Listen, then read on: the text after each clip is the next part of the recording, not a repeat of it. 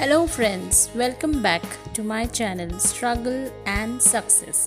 Today we are sharing a struggle and success story of a person about whom there is so much to learn and know. About our missile man of India, Dr. APJ Abdul Kalam. He was born on October 15, 1931 in Rameshwaram. He comes from a very poor Tamil Muslim family. His father was a boatman and mother a housewife. Due to poverty, Dr. Abdul Kalam had to sell newspapers in his early childhood to run his family. But he was hardworking and sharp student. He started his schooling from Squads Higher School. He then moved to complete his graduation in physics from the University of Madras and after that to study aerospace technology from the Madras Institute of Technology. Dr. Kalam started his career as a scientist from the Aeronautical Development Establishment of DRDO and worked under the eminent scientist Vikram Sarabhai. He was most famous for his greatest contribution, that is the development of missiles that goes by the name Agni and Prithvi.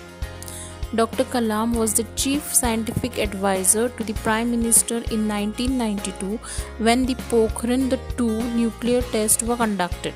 In 2002, Dr. Kalam was elected as the 11th President of India. He had received the title of People's President. He was only the third president to be awarded the Bharat Ratna.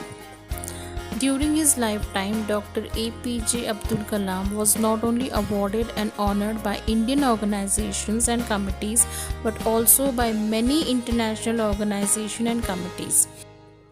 Dr. Kalam was a man of simplicity and integrity. He died during delivering a lecture to students in Shillong by sudden cardiac arrest in 2015. He was an outstanding scientist and a pioneer engineer who served his entire life for the nation and died while serving it.